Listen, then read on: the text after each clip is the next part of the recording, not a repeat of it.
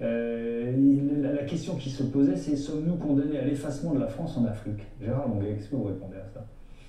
On n'est pas condamné à être effacé, bien au contraire, mais on est en compétition avec le monde entier. Et Ça veut dire par là que vous parlez de la Russie, ce n'est pas la préoccupation principale, car la Russie reste un pays sous-équipé en finances, en technologie et en hommes.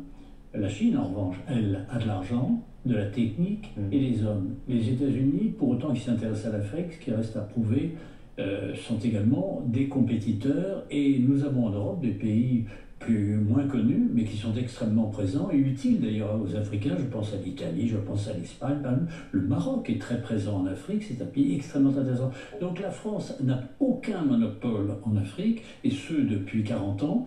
Il faudrait que les Français s'en rendent compte un jour, et il faudrait qu'ils acceptent l'idée que la tâche rose s'est terminée depuis 70 ans.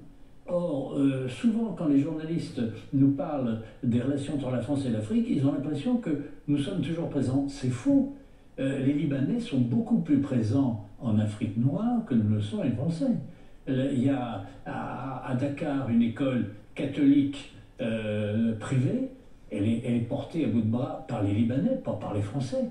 Donc il faut bien accepter l'idée que nos 65 millions d'habitants qui ont à développer un pays qui a bien des difficultés n'ont pas les moyens humains d'être présents en Afrique comme ils l'ont été. Nous sommes dans une concurrence, il faut accepter cette concurrence. Merci.